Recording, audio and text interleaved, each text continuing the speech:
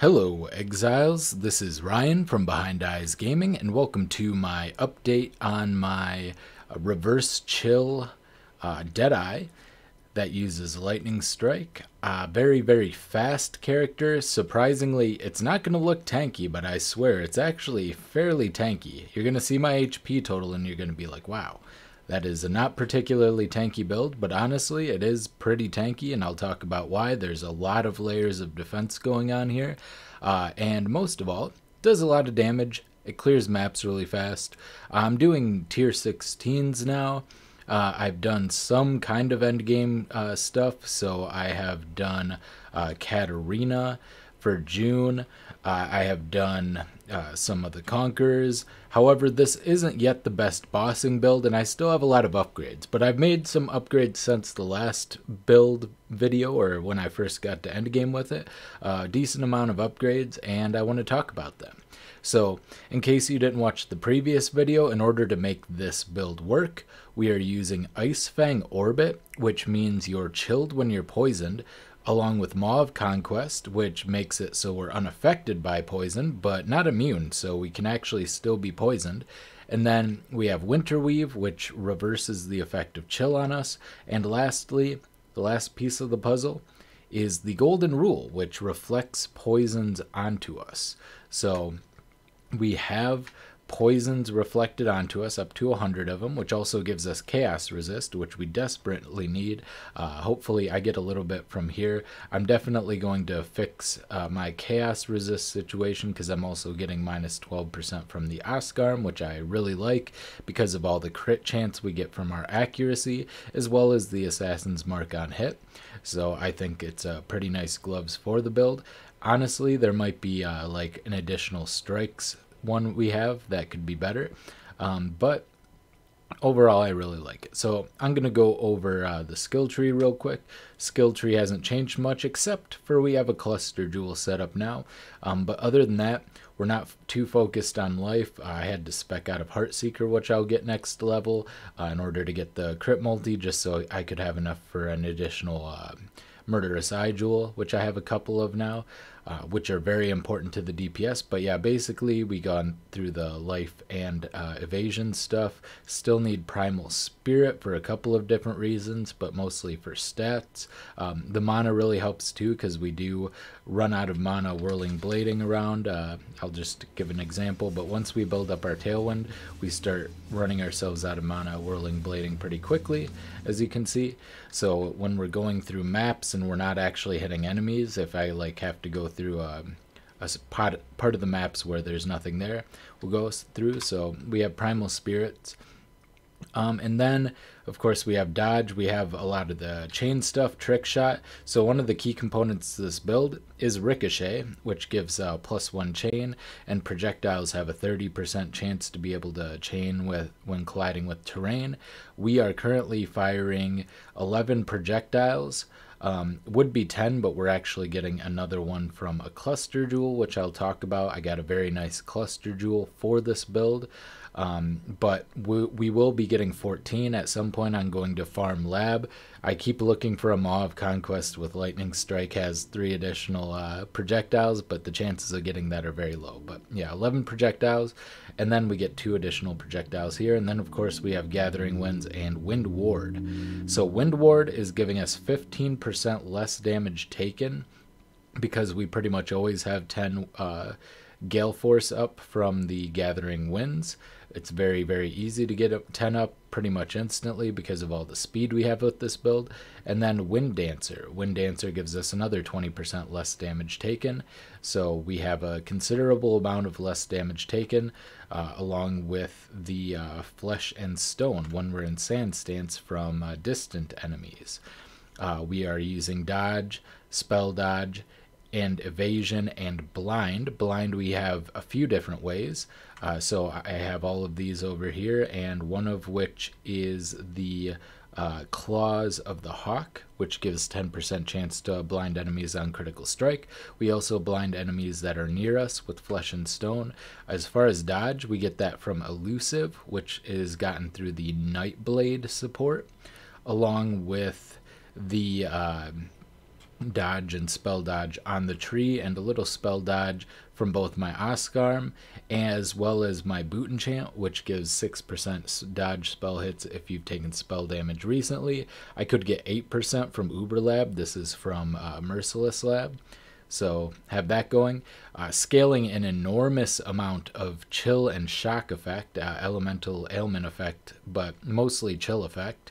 So huge defensive layer there. I did spec out of Fingers of Frost. I went through here to get it before, but I'm getting enough on my cluster jewels to where I don't need that. I'm nearly maxed on chill effect, so I self-chill that maxes out at 30%. I believe I'm at 24%, and if I were to get these again, I would be maxed out, but there's some other ways that I can get that. But yeah, it's a pretty simple tree. I get the accuracy and attack speed and accuracy and crit chance nodes because they scale well with the Oscarm, and that and precision. I basically never have to worry about accuracy. Very little life, as you can see. Only 3,400 life at level 90. This is normally not something you would do, but because all of the defensive layers line up well, our effective health pool is actually considerably higher. I would like a 6-link Kintsugi at some point to even push that further, but I would have to fix a lot of my gear because my resistances are coming very heavily from this, which gives me 45 fire resist and 36 lightning resist. Resists are very hard when you have to give up the ring slots, and also there is no resist on the mandatory helmet. Gloves, once again, potentially I could swap these out for like an additional strike one. However, I would be weaker against bosses if I did that, and I can't use an Assassin's Mark on hit ring because of the necessity of running Winterweave and Icefang Orbit. Possibly I could get a good corruption on an Icefang Orbit, and that's definitely something I should look into for my next upgrade, as 1 to 4 physical damage to attacks is very weak. So, but the skill trees there, other important things are elemental penetration from forces of nature and elemental penetration from primeval forces. Very, very powerful. So that is pretty much the skill tree outside of the cluster jewels. For cluster jewels, I have this really, really nice. This one has Calamitous, Fan of Blades, and Martial Prowess. So Fan of Blades makes it so attack skills fire an additional projectile when wielding a claw or dagger, and 20% projectile attack damage with claws or daggers. This is perfect for the build, basically handmade for this build specifically. Then Calamitous is incredible. It's got 10% free shock and ignite chance, 30% weapon elemental damage with attack skills, and 15 increased effective non-damaging ailments, which scales our self-chill. Very, very strong. Martial Prowess is just a generically good attacking skill. It gives us % global accuracy as well, which helps scale the Oscarm, along with the attack 20% attack damage and 6% attack speed. Overall, incredible. And then my 2 medium cluster jewels are, this one has Cold Conduction and Deep Chill. Deep Chill is just a huge amount of cold ailment effect, 30%. And then Cold Conduction no longer does what it used to do, but it does give us 25% increase effective cold ailments you inflict on shocked enemies, and vice versa. So this actually caps us out, I believe, on chill effect on enemies, but not on ourselves. So that's still quite powerful. You know, we're getting 30% increased effect, or 30%, yeah, 30% chills on enemies, which is 30% less action speed, which is an insanely powerful effect. Basically like a souped up temp chains, and we're hitting the whole screen all the time. So very useful there. The other one we have is this one here, which gives Astonishing Affliction, which increases elemental ailment duration, which is very nice, along with effective non-damaging ailments. And then we have Storm Rider, which gives us a 10% chance to gain power charge when we shock, or when you shock a chilled enemy. We're always chilling and shocking enemies non-stop, so we're always at max power charges. and then 20% cold damage against shocked enemies, and 25% cold damage against shocked enemies, and 25% lightning damage against chilled enemies. Once again, enemies that are always shocked and chilled in this build, we're attacking constantly at an insane rate with very high ailment effect and increased ailment duration.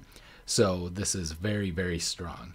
Then we have a couple of Abyss Jewels here. This one gives cold damage and lightning damage and life. The chaos damage isn't particularly helpful, but it's there. I guess it's adding something. It's not nothing. And then this one also has a higher roll of lightning damage plus cold damage and life. And obviously the fizz damage with sword attacks. So these are both pretty good jewels. You want stuff like this. You're probably going to want at least 2 to 4 of these in the build. I have 2 currently. I'm going to get this jewel slot at some point, probably at level 93 or so, because I want to pick up Heartseeker. So at level 93, I'll have a 3rd Abyss Jewel, and that's actually probably where it'll end. So if you want to copy this build exactly, you'll basically go to your trade site, look for life. Any life roll is fine. We don't need a lot of life for this build. And I put in either 30 or 35 for total elemental damage to attacks. And I look for Murderous Eye Jewel, and I tried to find one with claws as well. Like outside of the generic attack damage, I tried to find one that also had elemental damage to claw attacks. I wasn't able to find any. I don't know if there just aren't any or if they're too expensive, but yeah, I only looked down to like 50 chaos at the most expensive. So maybe if you're willing to pay a couple exalts, you can get better, much better Murderous Eye Jewels than this. But for like, I think I got one of these for 20 chaos, this one, and then this one was like 50 chaos. So, and of course prices will always change. So further down, things might be cheaper. But yeah, that's pretty much the skill tree. Now I'm going to go over the gear. I got this claw, which is a big upgrade from my previous claw, but nowhere near what I want just yet. It's triple elemental, attack speed, crit multi. The dex isn't that great, and the fire damage isn't that great. Ideally, because we're mostly scaling cold and lightning damage, ideally we'd have an actual rolled on lightning damage, like a tier 1. We have tier 1 cold damage, but we would also want a tier 1 regular lightning damage. And then the fire damage, I would either want a crafted elemental penetration or a weapon elemental damage roll on there. And then rather than the dexterity, of course, we would want crit chance. Only 6.3% crit chance, not that good.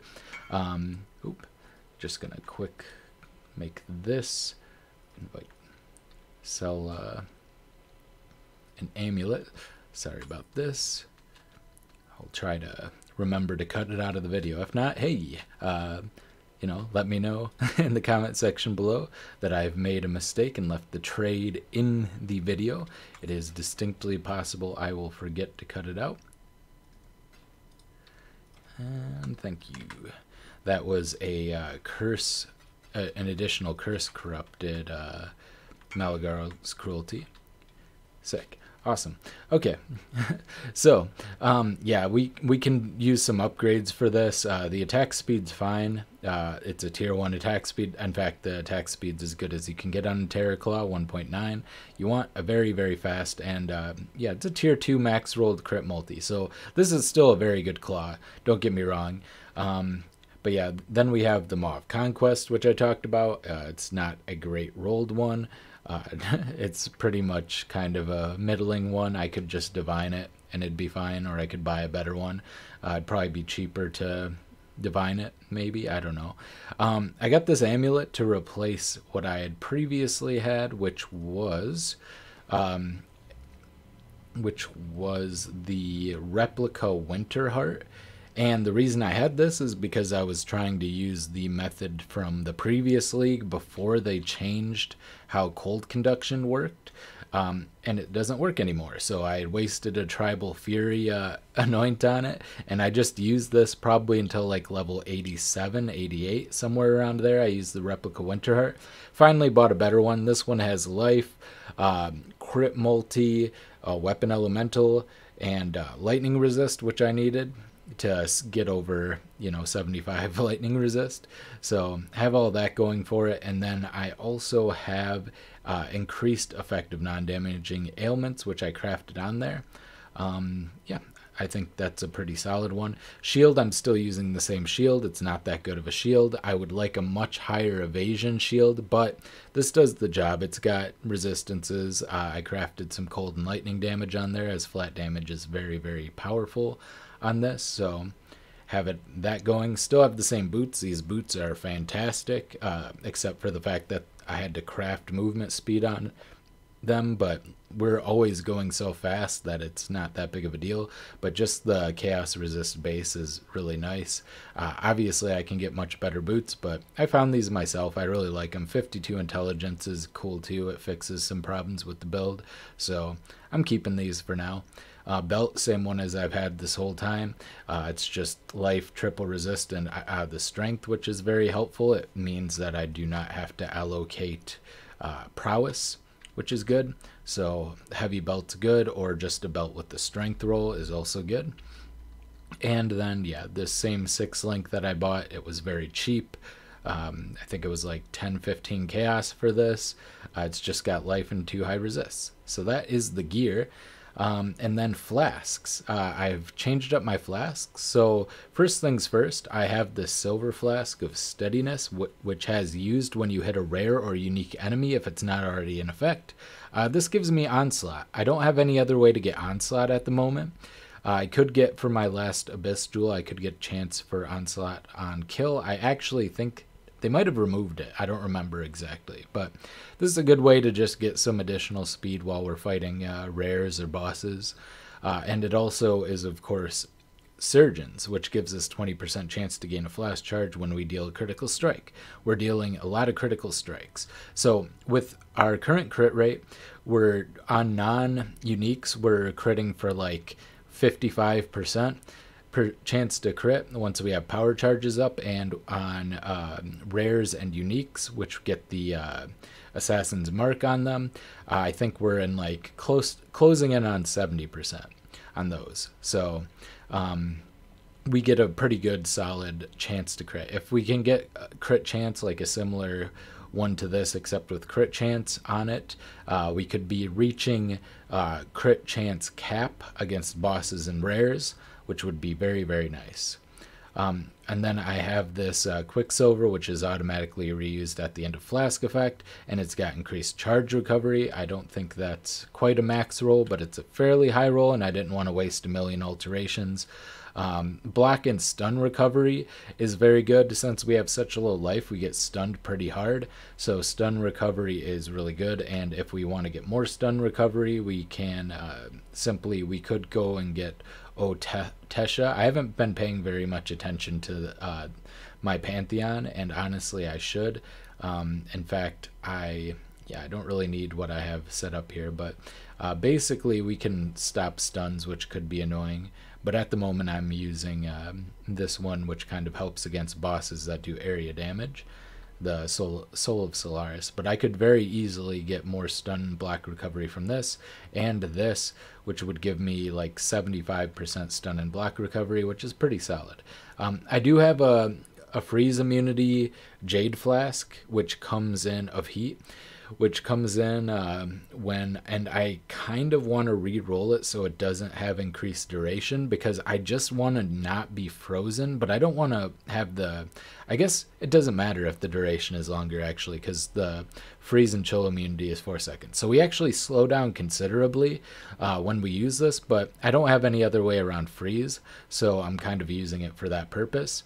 Then I have, of course, the corrupted blood removal and stuff, and then I have this mana flask that I use in case of emergencies.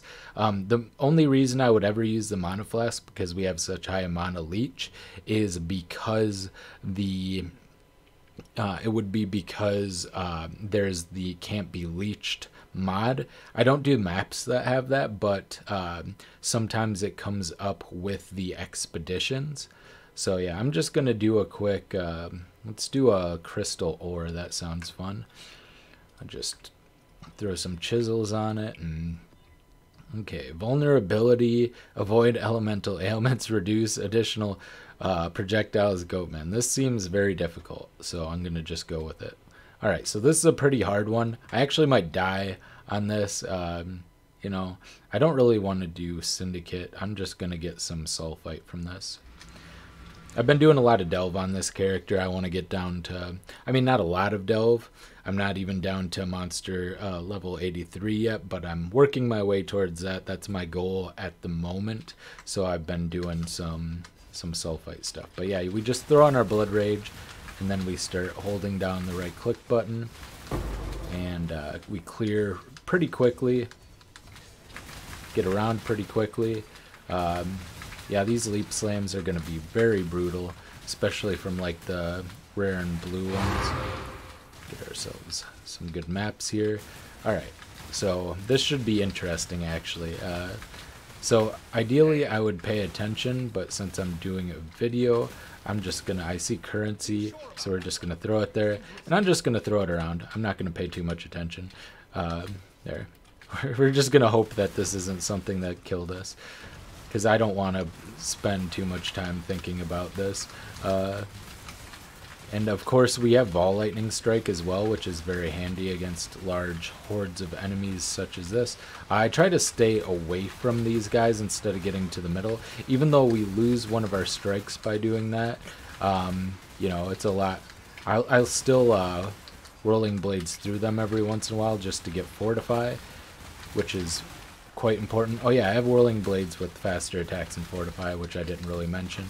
And then we throw down a couple of Vol Lightning Strikes, try to focus down these rares, and barely survive. So, didn't get anything good. That's okay.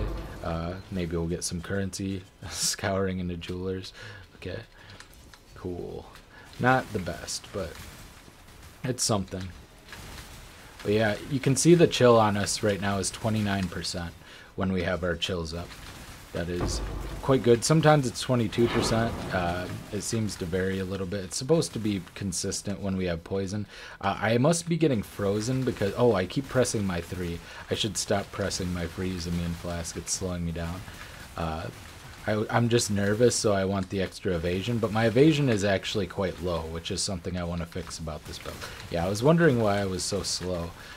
Yep, okay. I was basically hindering myself the whole time. Alright, let's show a tier 16 boss on Crystal Ore here. It's the triple boss, which these guys should be quite annoying. Oh, one thing I need to fix about this build that I don't currently have is I need Frost Bomb for these Maven fights against these tougher bosses, because they are pretty brutal without Frost Bomb. Like, they're regenning right now, and there's not a lot I can do. It's particularly annoying against this boss because they have that life link share thing, whatever it's called. Gotta get away from here so we don't get exploded on. There you go. Okay, one down. Yeah, this is gonna be rough. So yeah, I really need Frost Bomb quite badly. Stay out of all of their area stuff. And, oh, I died. Okay. Yep, that was gonna happen. I stopped for a second to try to cast my Vol Lightning Strikes, which is often when I die is when I stand still. If I'm moving around a lot, I don't die, because you know, things can't hit you that well. Generally the case with Path of Exile, you stand still too long, you're probably gonna die, unless you have really crazy stuff going on. But yeah, as you can see, the clear's still pretty nuts, especially now that I'm not I'm not actually hindering my own ability to get around quickly.